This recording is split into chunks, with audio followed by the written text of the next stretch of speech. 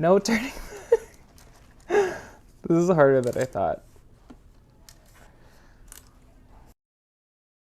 Hey guys, welcome back to my channel, Hakuna La Planta. My name is Kevin, and today is going to be a propagation video. The plant that I will be showcasing is my Monstera Thai Constellation. So unlike other propagation videos on my channel, I didn't go that drastic like doing single leaf cuttings. With this one, I just made one single cut, and I'll explain a little bit in a bit. So I will just, any opportunity I have to showcase this plant, I will. And if you didn't catch it in my new intro, I do have it at the end of the intro. She is beautiful, monstrous, she's like amazing. But in case you missed it, I'm going to just grab her and show you guys. So I don't know if y'all can see me, but I'm like doing the squat situation, trying to like lift this gigantic bucket. Ugh. Ugh. But here she is. She doesn't even fit in frame. Like, she is crazy, guys. I love her so much.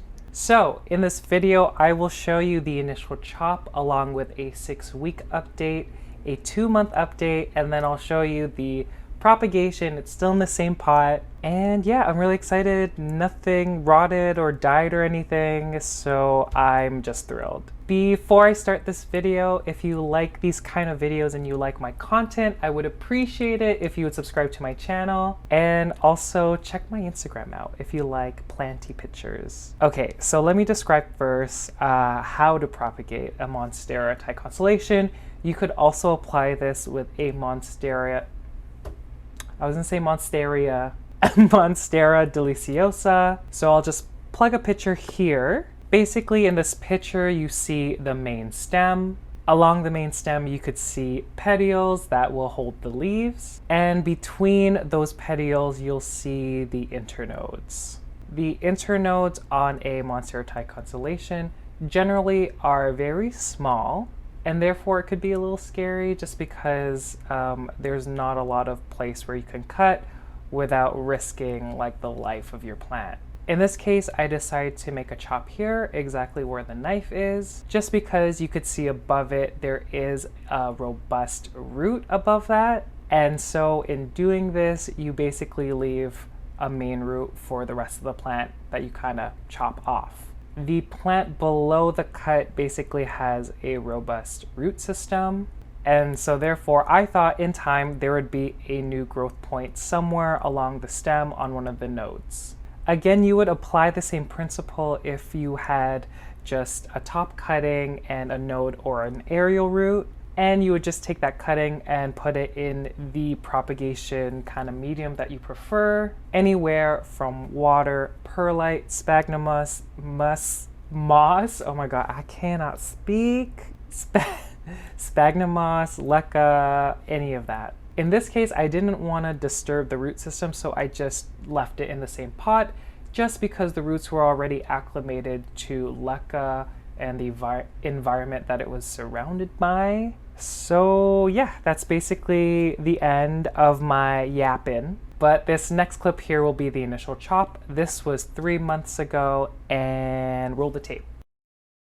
I'm going to be doing something weird. I'm going to try to propagate this Monstera Thai Constellation. But before I do that, let me just show off this new leaf here. So this is the newest leaf of the plant. Sorry. Okay, I didn't break anything. But this is the new this is the newest leaf.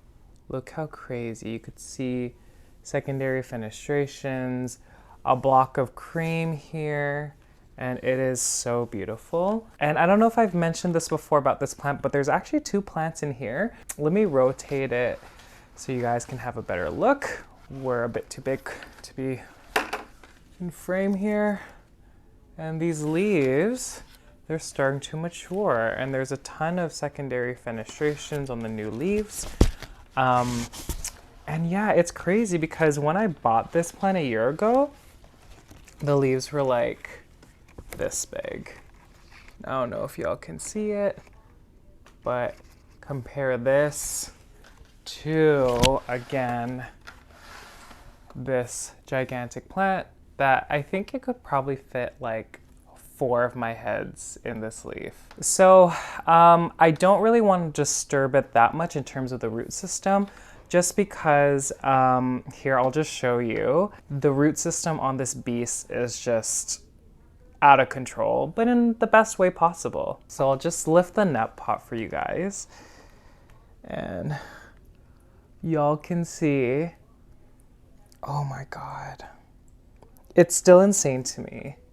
Look at these roots. And so for this reason, I don't want to cut up any roots. I know plants are resilient, specifically Monsteras, but I really, really don't want to disturb this. So because I don't want to disturb the roots, I'm just going to make a chop here, keep the plant where it is, and hopefully at one of the nodes, a new plant will grow. This might again be a bad idea, but we're just gonna do it anyways. So oh my God, everything is happening. Y'all might not have a good look here, but I chose where I was gonna cut. So I'm gonna make a cut right here. Reason being, there is a juicy node just over here.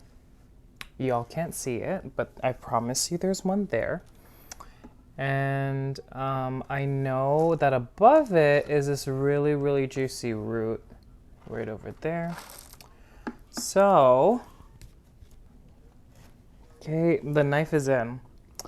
Okay, and we're just gonna apply pressure in a saw motion like that. Oh my God. I'm trying not to cut the root. No turning. This is harder than I thought. Okay, I took the knife out. I think we have enough of a cut here. Okay, guys, so you could see that this is the bottom of the new plant here. And if I rotate this, and y'all are getting smacked by the Monstera leaves. Where did it go? Okay, y'all can't see it, but it basically looks identical. If I show you guys a closer look with my phone. Ooh, I almost fell, oh my God. I don't know if y'all saw that, but okay, so this is going to the big plant here. The node that I'm talking about is tucked away just over there. And I might put Kiki paste on it.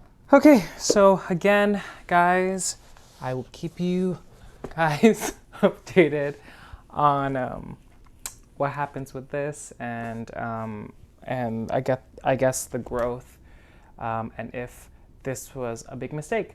So yeah, stay tuned. Okay guys, I think it's been like, I don't know when I film like this. It's probably like a month or 6 weeks, but I'll just update you guys on the slice. Someone's calling me, hold on. Oh, sorry guys, it was my dad. He's doing well. He says hi. I'm kidding, you know he doesn't. Okay, so I'll show you guys. Look at that new growth. Insane. Let me see if I can, ooh, I'm dropping things. Let me move this. So remember where I put the Kiki paste? That is where the new growth is coming from. So that's exciting. The plant over here, you could see the cut, it didn't rot or anything. This plant is just doing fine. And yeah, I'm like really excited to see how that plant is gonna grow. That part of the plant only has 1 leaf left. It's this one, and yeah, so I'll keep you guys updated. Hey everyone, it has been, I think it's been 2 months at this point. The previous clip was 2 weeks ago at the 6-week mark. So I'll show you, even though it's only been a couple weeks, I'll show you the progress of that new growth here. So over here, that growth, I don't know if it's focusing everyone, but she's coming. And I notice when I turn the pot a little bit, there's another new growth here, but I mean, obviously the odds are of them branching a couple I'm not using the right word. The odds of them branching at those two places are very low. So there's a chance maybe in the future I might cut it again. But for now, I'm happy with it. The mother plant, again, she looks good. And I'm not gonna move her just because she's real heavy. She's a big hefty one, let's just say that. So again, this is the 2-month update. I will keep you posted in another month. Okay, so we're back in the present day. Today is January 24th. It's a little over, actually, we might be spot on. But I'm just going to bring you guys there because y'all saw me struggle trying to carry the plant. And it's kind of hard to show. Anyways, I'm just gonna bring you guys to the plant. Okay, here we go. Okay, this is a weird filming angle. I'm very uncomfortable, but I'll just explain really quickly. So basically this leaf here, look at her, everyone. She is so pretty. Let me just hide so it doesn't focus on me. But yeah, she does look a little wonky, the first leaf, so I just find in my experience, they usually look a little wonky. But yeah, it was a success. I'm very happy and pleased to see this. And yeah, let me just turn this plant around. So one thing that I do have to mention is that I found that the chop that I made stunted the growth for the top cutting, the one where I said the robust root was going into the LECA, and I ultimately believe it's because I cut the root system in half. And so this monstrous plant had to kind of adapt and grow more roots in order to sustain the existing plant. But finally, guys, there has been no new growth from the top one except for now. So let me just show you. So right over here is the newest leaf. And I'm actually very interested to see what it's gonna look like, how big it's gonna be, just because I chopped half of the root system off. But I'll show you the leaf. So this is the leaf. So she's a big leaf. We'll see if the next one will be close to this size.